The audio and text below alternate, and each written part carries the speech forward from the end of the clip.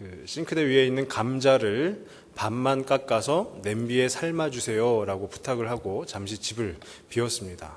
근데 이제 외출을 하고 나서 돌아왔는데 그 아내는 굉장히 이렇게 어이없는 표정을 짓게 되었다라고 합니다. 왜냐하면요, 감자가 10개 있었다라고 하면은 무엇을 의미하는 것이겠습니까? 반만 깎아서 냄비에 삶아주세요 라는 것은 10개 중에 5개를 깎아서 냄비에 삶아달라고 이렇게 부탁을 한 것인데, 그 남편은 감자 10개를 반만 깎아서, 껍질 반은 그대로 있고 껍질의 반만 깎아서 그것을 냄비에 삶았다라고 합니다. 다행히도 저희 집 이 얘기는 아닙니다. 근데 저희 집에서도 한번 비슷한 일이 있었는데요. 그것이 뭐냐면은 이제 저희가 밥을 먹고 그 방에서 이제 상을 차려가지고 밥을 먹고 난 이후에 저희 아내가 아이를 이제 양치를 시키기 위해서 같이 화장실로 가면서 저에게 부탁을 했습니다. 미안한데 상만 좀 갖다 놔 주세요 라는 거예요. 이것이 무엇이냐 하면 밥을 먹었으니까 상을 이제 주방으로 싱크대로 좀 갖다 놔 달라라고 이야기를 한 것이죠. 그래서 저는 당당하게 상을 들고 싱크대 바로 앞에 갖다 놓고 제 볼일을 보았습니다. 그랬더니 아이 양치를 하고 돌아온 아내가 그를 딱 보더니요, 상만 좀 갖다 놔 달란다고 정말 상만 갖다 놨냐 라는 그렇게 말은 하지 않았지만 눈빛만 봐도 알 수 있지 않겠습니까? 그런 뉘앙스로 눈빛을 보냈습니다. 한마디로 얘기하면은요, 도움이 안 된다라는 것이죠. 감자를 반만 깎아달라고 했는데 감자의 그 반만 깎은 남편이나 상을 좀 갖다 놔 달라고 했는데 정말로 상만 갖다 놓은 남편이나, 그런 남편들, 우리 성도님들 가운데는 그런 남편들하고 안 살고 계시죠? 뭐 살고 계셔도 어쩔 수 없을 것 같습니다. 저는 오늘 말씀의 제목을요, 도우시는 분이라고 이렇게 정의를 해봤습니다. 도우시는 분. 시편 118편 6절에 보면은요, 여호와는 내 편이시라 내가 두려워하지 아니하리니 사람이 내게 어찌할까 라는 말씀이 있는데요, 오늘 우리가 함께 읽은 히브리서 13장 6절에 나오는 그 인용구 말씀입니다. 여호와는 내 편이시라 내가 두려워하지 아니하리니 사람이 내게 어찌할까. 근데 히브리서 13장 6절에 보면은 돕는 이시라 라고 되어 있거든요. 여호와는 주는 나를 돕는 이시니 라고 되어 있는데, 시편에서는 여호와는 내 편이시라 라고 되어 있는 것입니다. 그러니까 한마디로 얘기하면 하나님이 내 편이시고 그 하나님이 나의 도움이 되신다라는 것입니다. 감자를 정말 반만 깎은 남편이나 상만 치운 남편이나 그런 남편들은 우리에게 별 도움이 안 되지만, 하나님께서는요, 여호와께서는 나의 편이 되어주시고 나에게 큰 도움이 되어주신다라는 것입니다. 그래서 저는 오늘 말씀의 제목을 도우시는 분이라고 정의를 해보았습니다. 이 히브리서는요, 구약 성경 가운데 예수님에 대해서 예표한 여러 구절들이 있고요, 또 구약 성경 가운데 믿음의 사람들이 여러 명 나옵니다. 그 구약을 인용하면서, 계속해서 인용하면서 예수님만이 참된 진리시다, 예수님만이 영원한 대제사장이시다 라는 것을 알려주고, 그 후반부에 가서는 그 예수님을 의지하여 그 예수님을 따르면서 예수님을 믿는 사람으로서 이렇게 살아라 라고 그 삶에 대한 권면을 담고 있습니다. 그래서 우리가 읽은 13장을 포함하여서 11장, 12장, 13장 이 세 장이 예수님을 의지하여서 너희는 이렇게 살아라 라는 그 권면을 담고 있습니다. 근데 당시에 그 유대인들은요, 여러 가지 그 혼란한 가운데 어떠한 것이 사실인지 어떠한 것이 진리인지 잘 알지 못하였습니다. 그래서 이 히브리서를 지은 저자가 그 혼란스러워하는 유대인들에게 우리는 절대로 혼란스러워할 필요가 없다. 왜냐하면 예수님만이 참된 길이시기 때문이다. 예수님만이 우리가 쫓아가야 할 그 본보기가 되시기 때문이다 라며, 오직 예수님만 바라보며 그 신앙의 믿음의 선진들을 보고 따르며 그들이 믿음의 열매를 맺었던 것처럼 너희도 믿음의 열매를 맺어라 라고 이야기를 하고 있는 것입니다. 제가 이 히브리서를 묵상하다가 저희 교회를 또 한번 이렇게 살펴보게 되었는데요. 이 우리 교회가 작년에 희년이지 않았습니까? 50년 동안 하나님께서 인도하여 주셨는데 또 새로운 50년을 바라보며 앞으로 나아가는 이 시점에 히브리서의 저자가 던져주는 메시지처럼 예수님만을 믿고 의지하며 따르는 그런 공동체가 되어야 하겠다라는 생각이 들었습니다. 예수님만 붙잡고 예수님만 바라보며 나아가다 보면 우리도 그 50년, 이미 지나간 그 50년을 버텨낸, 그리고 그 50년을 지내온 우리 믿음의 선진들을 따라서 믿음의 열매를 맺을 수 있겠구나라는 그런 생각이 들었습니다. 그렇게 하기 위해서 우리가 어떤 그런 교회 공동체가 되어야 하는가에 대해서 생각을 해보니까요. 그것은 다름 아니라 하나님께서 도우시는 공동체입니다. 하나님께서 돕지 않고 그냥 하나님께서 나 몰라라 하는 공동체는 절대로 예수님을 바라보고 예수님만 의지하여서 그 믿음의 열매들을 맺을 수 없기 때문입니다. 그러니까 하나님이 도우시는 공동체, 그리고 그 하나님이 우리의 편이 되어주시는, 다른 이의 편이 아니라 바로 우리의 편이 되어주시는 그 공동체가 바로 우리 하나님 나라 이루어가는 신앙 공동체구나라는 그런 생각도 들었습니다.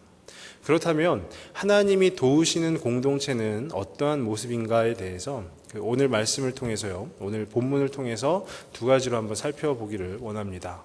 첫 번째는요, 하나님이 도우시는 공동체 첫 번째는 바로 사랑이 가득한 공동체입니다. 오늘 말씀 1절에서 3절까지를 보면서 살펴볼 것인데요. 이 사랑이 가득한 공동체는 다름 아니라 1절에 보시면은요, 형제 사랑하기를 계속하고 라고 기록이 되어 있습니다. 그러니까 한마디로 얘기하면 서로 사랑하기를 계속하라 라는 것입니다. 서로 사랑하기를 계속하라. 서로 사랑하기를 멈추지 마라 라고 이야기하는 것이죠. 예수님께서 우리 가운데 주신 새로운 계명이 있지 않습니까? 바로 서로 사랑하라라는 것입니다. 그 서로 사랑하는 것을 멈추지 말고 계속해서 우리 가운데 서로 사랑하라라고 이야기를 하고 계신 것이죠. 예수님이 주신 계명을 우리가 멈추지 않기 위해서는 우리 인간의 한계로서는 한 번 들었다라고 해가지고 그것을 멈추지 않고 계속하는 것은 조금 어려울 수도 있습니다.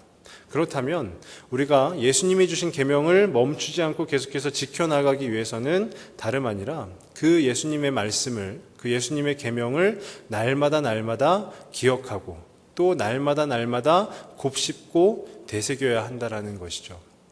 하나님의 말씀이 기록된 이 성경을 보는 것부터 또 목사님을 통해서 듣는 그 설교의 말씀을 듣는 것에서부터 예수님을 우리가 우리의 삶 가운데에서 알아가고자 하는 그 노력이 바로 예수님께서 우리 가운데 주신 그 새 계명, 서로 사랑하라라는 것을 우리가 멈추지 않고 계속해서 지켜나갈 수 있다라는 것입니다. 그 서로 사랑하라라는 계명을 지킬 때, 멈추지 않고 계속하여 지켜나갈 때 우리 공동체가 바로 사랑이 가득한 공동체가 될 수 있다라는 것입니다. 2절에 보시면은요, 2절 시작 부분에 손님 대접하기를 잊지 말라라고 되어 있습니다.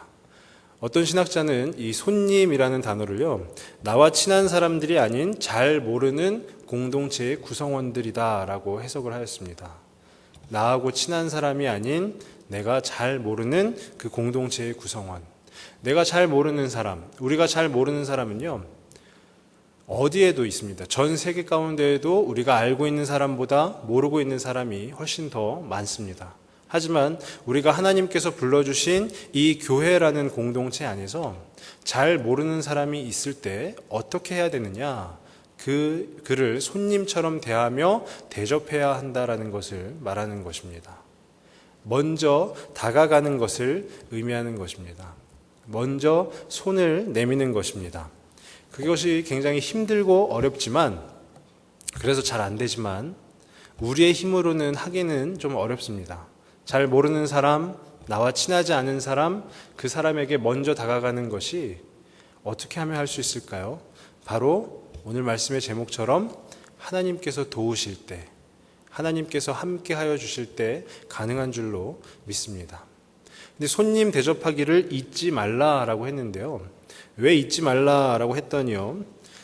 이로써 부지 중에 천사들을 대접한 이들이 있었느니라라고 그 뒤에 2절 하반절에 기록이 되어 있습니다. 부지 중에 천사들을 대접한 이들이 있었느니라. 성경을 통해서 보면은요, 구약의 창세기 18장에 아브라함이 나오고요, 또 사사기 6장에 기드온이 나오고 사사기 13장에 마노아가 나옵니다. 근데 천사인지 모르고 대접하는 것이 포인트입니다. 부지 중에, 알지 못하는 중에 천사를 대접하는 것. 그것이 무엇을 의미하냐면요.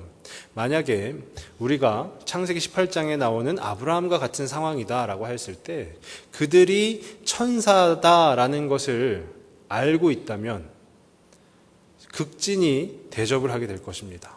아, 천사가 나에게 찾아왔구나. 아, 이 귀한 분이 나에게 찾아오셨구나 하면서 우리는 열과 성을 다해서 아마도 대접을 하게 될 것입니다.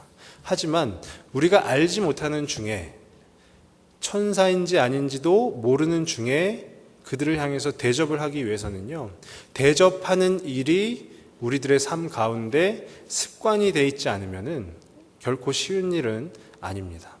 습관이 되어서 날마다 대접하는 일이 습관이 되어 있을 때 그가 천사이든 아니면 그가 다른 누구이든 상관없이 우리는 섬길 수 있게 되는 것입니다. 그러니까 이것을 제가 교회 공동체로 놓고 보았을 때, 한번 묵상을 해보았을 때, 드러내놓고 섬기는 것이 아니라 묵묵히 자기 자리 가운데에서 최선을 다해서 섬기는 그것이 바로 우리가 알지 못하는 중에, 부지 중에 천사를 섬김과 같은 것이 아니겠는가라는 생각이 들었습니다. 항상 보이지 않는 곳에서 묵묵히 최선을 다해서 섬기는 분들이요, 저희 교회 가운데에도 굉장히 많이 있습니다. 예를 들어 보면은요, 주일마다 아침에 일찍 나오셔서 주차 봉사 하시는 분들이 있고요. 또 요즘 세일의 집중 새벽 기도의 기간 아니겠습니까? 새벽에 다른 누구보다도 일찍 일어나서 차량으로 봉사하시는 분들이 있고요. 또 잘 보이지는 않지만 날마다 우리에게 맛있는 식사를 대접해주고 계시는 식당 봉사하시는 분들이 있습니다. 찬양대는 예배 때 앞에 떡하니 있으니까 보이지 않는 곳에서 섬기는 것인가, 보이는 곳에서 섬기는 것인가 라고 생각을 할 수도 있겠지만, 찬양대 하시는 분들을 보면은요, 교회에 제일 먼저 오시는 분들이 바로 찬양대로 섬기시는 분들입니다. 일찍 나오셔서 찬양 연습을 하시고 또 기도도 하시고 하면서 그 찬양을 준비하는 분들이 바로 찬양대 분들이시죠. 이분들만 있느냐? 그렇지 않습니다. 각각의 주일학교 부서에 있는 교사분들도 있고요. 정말로 교회의 그 구석구석에서 보이지 않는 곳에서 묵묵히 최선을 다해서 섬기는 분들이 우리 교회만 하더라도 너무나도 많이 계십니다. 저는 그 모습을 보고 생각하면서 우리 교회야말로 정말로 사랑이 가득한 공동체구나라는 그런 생각이 들었습니다. 그래서 앞으로는 그런 분들을 뵐 때마다 꼭 잊지 않고 한마디씩 해야 되겠다라는 그런 생각도 해보았습니다. 수고가 참 많으십니다. 감사합니다. 집사님, 권사님, 장로님의 그 섬김 덕분에 우리 교회, 저희 교회 가운데 사랑이 가득하게 된 것 같습니다. 라는 그 인사를 저만 할 것이 아니라요, 저희 성도님들도 같이 동참하시면 어떨까 생각이 됩니다. 그렇게 우리가 섬길 때 그 섬김을요, 하나님께서 기쁘게 받으실 줄로 믿습니다. 오늘 말씀 또 3절에 보시면은요, 함께 갇힌 것 같이 갇힌 자를 생각하고 라고 기록이 되어 있는데요. 당시의 기독교는요, 로마의 그 네로 황제에 의해서 엄청난 박해를 받게 되었습니다. 박해를 두 가지로 오늘 말씀 3절에서 표현하고 있는데요. 하나는 갇히게 된 것이고요. 하나는 학대받는 것을 이렇게 두 가지로 표현을 하고 있습니다. 그러니까 한마디로 얘기하면 몹시 어려운 처지에 처한 그 신앙의 동료들을 나몰라라 하지 않고 그들의 관점에서 생각을 하라는 것입니다. 박해를 받고 있는 내 신앙의 동료들을 내가 나 몰라라 하는 것이 아니라 내가 갇히지 않았다 하여서, 내가 학대를 받지 않는다 하여서 내가 안 받게 된 것이 참 감사하다, 다행이다 라고 여길 것이 아니라 그 갇힌 자들처럼 생각하고, 또 우리 몸이 학대받는 이들을 생각하면서 거기에 동참을 해야 된다라는 것을 말하고 있는 것입니다. 지금 우리가 살고 있는 이 시대는요, 당시의 그 박해처럼 그렇게 기독교를 엄청나게 박해하는 일들은 없습니다. 하지만 점점 이 세상 가운데에서 교회가, 그리고 기독교가 서 있는 그 자리는 조금씩 줄어들고 있는 것은 분명합니다. 그 속에서 끝까지 신앙을 지키고자 노력하는 우리 주변에 있는 그 크리스천들, 신앙의 동료들을 우리가 나 몰라라 할 것이 아니라 함께 그들의 마음을 다듬어주고, 그들의 마음을 보듬어주고 함께 생각해야 된다라는 것을 말하는 것입니다. 또한 육신의 질병으로 고통받고 있는 우리 신앙의 동료를 위해서도, 그 교우들을 위해서도 끝까지 함께 기도해야 된다라는 것입니다. 3절 가운데 너희도 몸을 가졌은즉 이라고 되어 있는데요, 너희도 몸을 가졌은즉, 이 고통이 이가 아닌 너희에게 임하면 너희도 얼마나 고통스럽겠느냐라는 것을 말하는 것이죠. 그 마음가짐을 가지고 우리가 질병 가운데 있는 그 환우들을 위해서 힘써 기도해야 한다라는 것이죠. 물론 하나님의 뜻은 우리가 다 알 수 없기 때문에 그 아픔이 어떤 의미가 있는지는 우리는 다 알 수는 없습니다. 하지만 우리가 할 수 있는 그 환우들을 위해서 최선을 다해서 기도할 때, 그들의 마음을 최선을 다해서 안아주고 보듬어 줄 때 비로소 우리 공동체 가운데 사랑이 가득해질 수 있다라는 것입니다. 그것을 가장 잘 실천하신 분이 한 분 계시는데요, 그분이 바로 예수님이십니다. 예수님께서 2000년 전에 이 땅 가운데 오셨을 때, 성육신 하셨을 때, 예수님은 이 땅에 성육신, 인간의 몸으로 오지 않아도 되는 분이셨습니다. 하지만 그분은 단지 죄로 인하여 고통받고 있는 그 사람들을 위해서, 그들을 위해서 성육신 하셔서 그들의 아픔을, 그들의 슬픔을, 고통을 다 경험하시고 겪으시고 그들을 구원하여 주셨습니다. 그 이유가, 예수님께서 이 땅에 그렇게 오게 되신 이유가 바로 지금으로 따지면 우리들의 그 고통을, 아픔을 보듬어주고 함께 안아주시기 위함이라는 것입니다. 바로 우리 때문에라는 것이죠. 이처럼 우리가 서로 사랑할 때, 그리고 잘 모르는 이들에게 먼저 다가가고, 보이는 곳이든 보이지 않는 곳이든 그곳에서 묵묵히 주를 위해 충성을 다하여 섬길 때, 또 우리와 함께 신앙생활을 하고 있는 그 성도들의 고통을 함께 나눌 때, 이 공동체가 사랑이 가득한 공동체가 될 줄로 믿습니다. 그것이 바로 하나님이 우리를 도우시고 있다는 증거이기도 합니다. 두 번째로 살펴볼 것은요, 하나님이 도우시는 공동체의 두 번째는요, 다름 아니라 하나님이 주인 되시는 공동체입니다. 오늘 말씀 4절과 5절을 살펴볼 것인데요, 이 4절과 5절에서는요, 성과 돈에 대하여 언급하고 있습니다. 그러니까 사람이 가장 현혹되기 쉬운 것이 무엇일까요? 그것은 바로 성과 돈입니다. 성은 인간의 쾌락을 의미하는 것이고요, 돈은 인간의 욕심을 의미하는 것입니다. 어떤 면에서 보면 우리 사람들을, 인간을 가장 더럽히게 하는, 으뜸이 되는 것이 바로 이 성과 돈입니다. 하지만 아이러니하게도 이 성과 돈은요, 우리가 무조건적으로 배척해야 되는 것은 아닙니다. 왜냐하면 오늘 말씀 가운데도 나와 있는데요, 4절에 보시면은요, 모든 사람은 결혼을 귀히 여기고 침소를 더럽히지 않게 하라 라고 되어 있습니다.